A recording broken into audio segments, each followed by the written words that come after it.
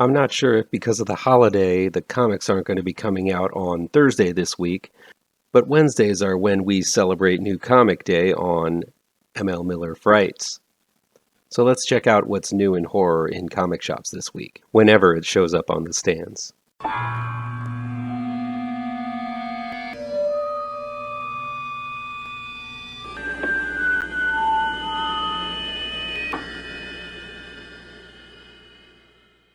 Welcome back to ML Miller Frights. I'm ML Miller. Before we begin, please do me a favor and punch that like button down below. Share this video with all of your social media addicted pals. Click subscribe to this channel and ring that bell for notifications. Here's what's new in comic book horror, July 7th, 2021. No Ghosts Inhiroshima, number 1, is from Scout Comics. It's written by Jim Krueger, J. Luigi Borrillo, with art by Alberto Rios. How's this for something different? A scientist condemned to hell is racked with guilt when he finds one of his test subjects among the damned, and is working on a way to get him out of hell. Meanwhile, hell is noticing the scientist's work, and is not about to let him succeed. It's a race to get out of hell, and I'm on board. Next up is Locust number 2. It's from Scout Comics. It's written by Massimo Rosi, with art by Alex Nieto. While it reminds me of Guillermo del Toro's Mimic, Locust looks like a lot of fun as giant locusts infest New York, and it's up to a team of specialists to take them on and get everyone out of the infested zone. Scout has a lot of potent horror these days, and I'm looking forward to catching up with this creepy crawly one. Beasts of Burden, Occupied Territory number 4 is from Dark Horse Comics. It's written by Sarah Dyer and Evan Dorkin, with art by Benjamin Dewey. This is a series I jump on and off from.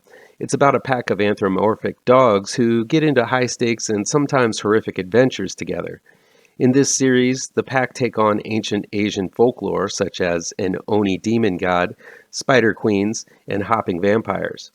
Being a huge fan of Asian horror, as well as being an animal lover, this is a story I'm not going to miss. Chained to the Grave, number 5, is from IDW Publishing. It's written by Brian Level and Andy Eschenbach, with art by Kate Sherron. My good buddies Brian Level and Andy Eschenbach have cobbled together quite a twisted tale in Chained to the Grave, mixing the Old West with horror quite well. It's about an old dead gunslinger who is literally chained to the gravestone that he was buried under and has to drag it around behind him while attempting to save his own soul. If you're a fan of the gritty and trippy westerns of Joe R. Lansdale, you're going to like the cut of this one's jib. Godkiller, Tomorrow's Ashes, number 1, is from Black Mask Studios. It's written by Matteo Pizzolo, with art by Anna Wieszczyk. My good buddy Matteo Pizzolo unleashes the next chapter in his Godkiller epic. I've always loved the Aeon Flux style to Anna Wiesek's art, and Pizzolo always delivers a grungy world full of seedy villains and flawed heroes.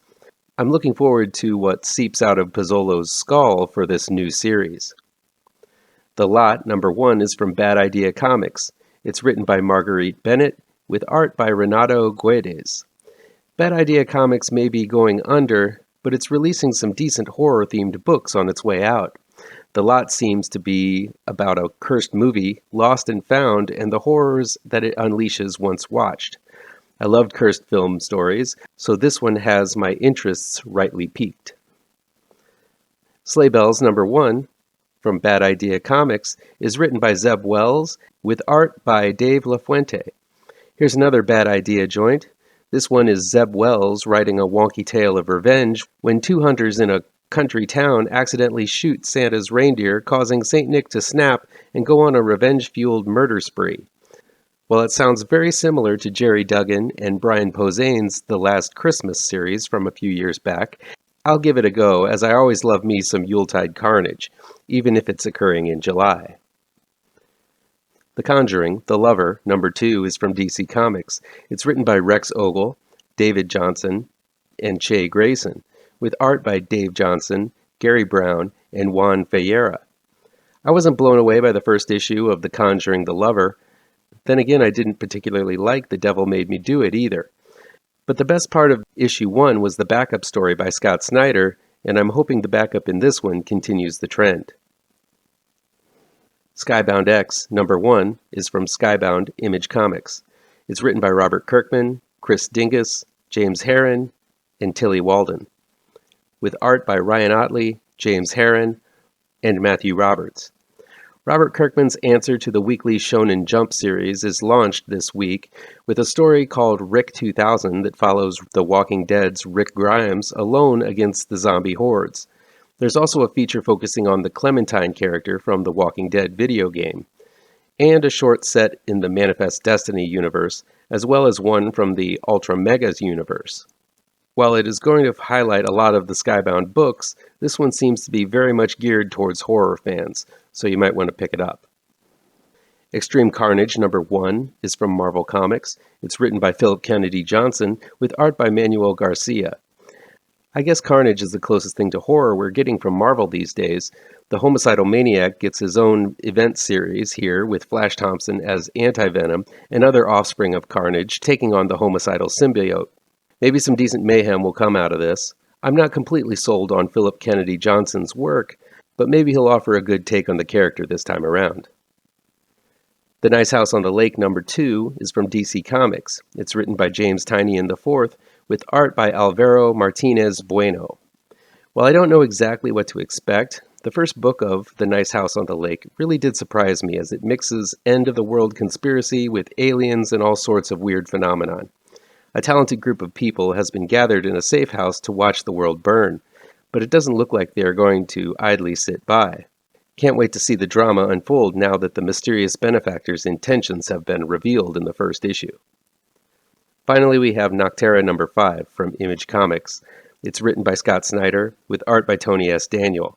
Aside from being a finely written piece of graphic noveling, Scott Snyder has introduced a truly menacing villain in Blacktop Bill. This living shadow has been relentless in the pursuit of our heroic team of underdog truck drivers across a world overcome by a forever night. It looks like Bill is catching up with our crew in this issue, so I'm looking forward to finding out the origins of this guy. That's it for this week. Did you see anything you liked? Let me know down in the comments. That'll be it for today. Please chime in down below in the comments and let me know how on the nose or mind-numbingly wrong I am, or you can counter with your own review. So guys, you know how YouTube works. I'd love to be able to dedicate more time to this channel. I'm not monetized yet, so if you want to help me out, remember to hit all the pertinent bells and whistles down below. Want some spooky comics to read? I have 2 new horror comic book trade paperbacks you should look out for. Both Grave Trancers and Pirouette, collecting never-before-published issues, can be found in only the finest of comic book shops. If you're looking for written reviews, you can find them on my website, mlmillerwrites.com.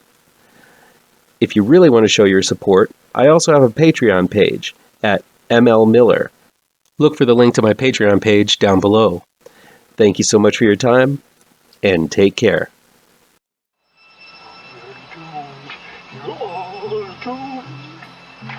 You're doomed to live the life you're meant to be, stuck inside your reality. You're